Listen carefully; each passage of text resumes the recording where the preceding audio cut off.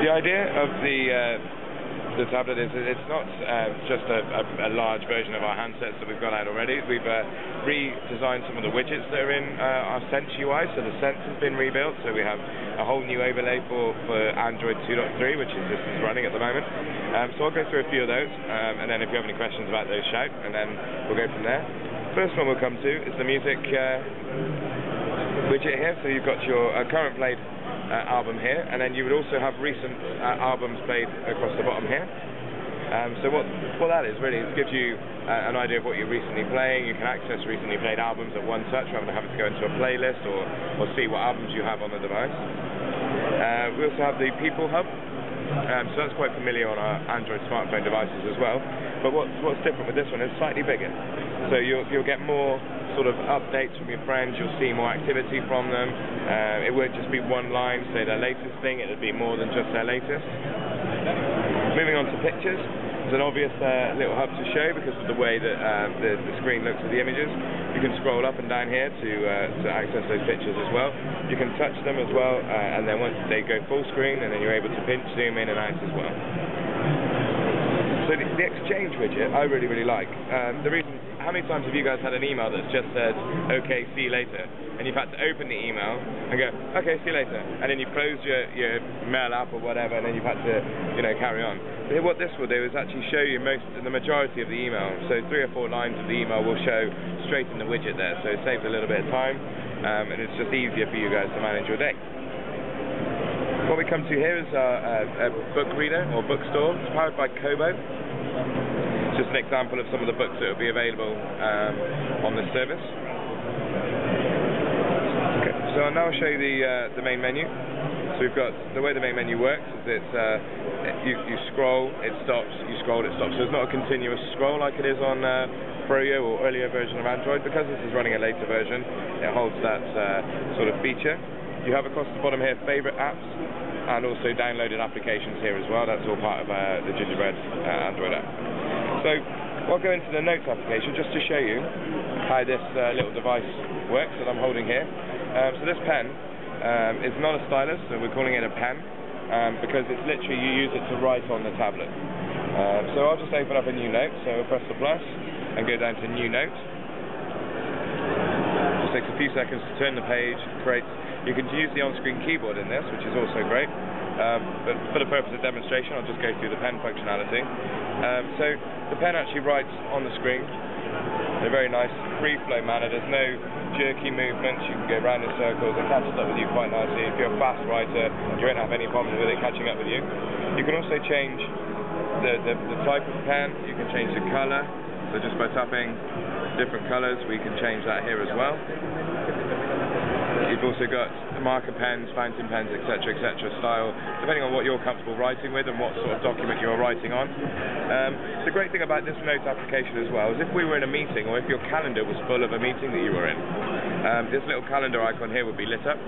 So you would tap that and then go into there and it would associate this note with that calendar. And then it would sync it to the cloud using Evernote, so a service that we've partnered with for this service. And basically then anything you record on here will be associated to that calendar. So you'd open the calendar entry and all your notes would come through as well. It's quite powerful note-taking tool in that sense.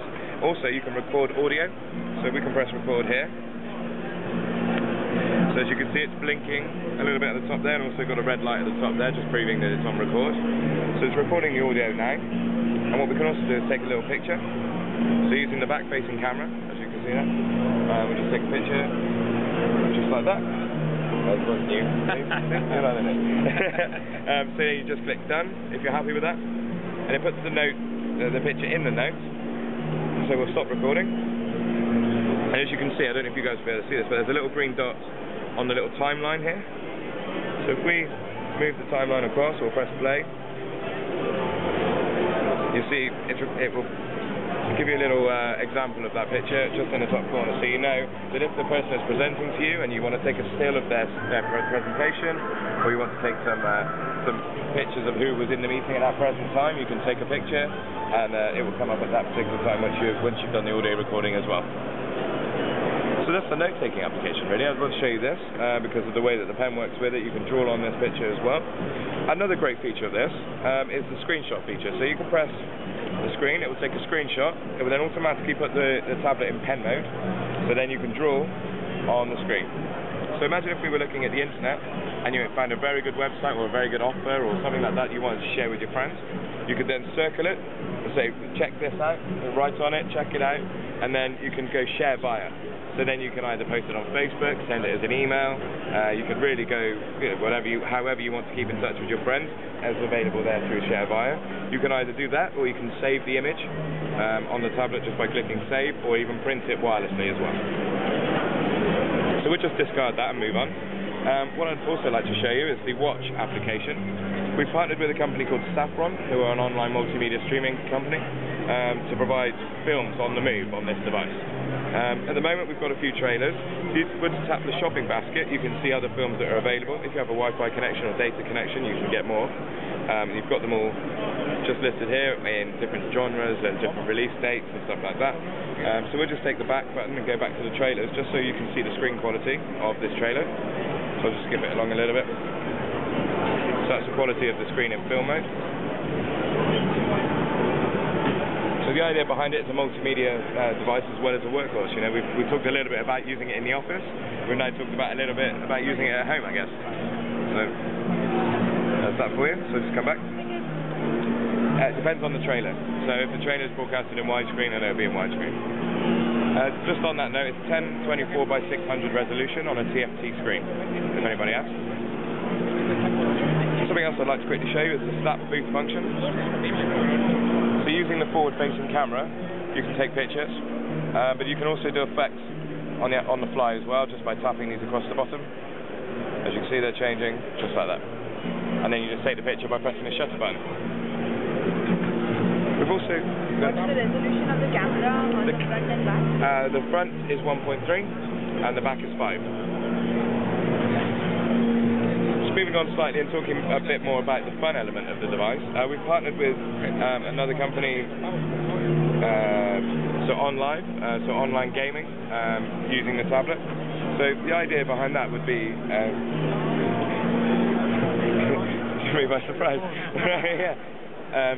So I'll just show you a quick example of the One Live Gaming. It's a video of the On Live guy talking about this sort of gaming available for the tablet. So as you can see, you can use your thumbs to control a game. It's all done over the internet as well, so it's cloud-based gaming to a certain degree. And there you go, the sort of graphic quality on there would be pretty good as well. So that's just an example of what we're aiming for a release for this tablet. Okay, it's a 1.5 gigahertz processor made by Qualcomm. How much memory? Internal, 32 gigabytes. RAM, I'd have to double check the tech specs for you, because it keeps changing. So yeah, Android 2.3? Android 2.3, or Gingerbread at the moment, which is deciding whether it be 2.3 or 2.4 at launch for us at the moment, but yeah, so we're calling it Gingerbread, and that's what it'll be launched on. Do you plan to release Honeycomb updates? Not that we're aware of. We want to get this out first of all, and obviously release it first, and then we'll talk about any updates after.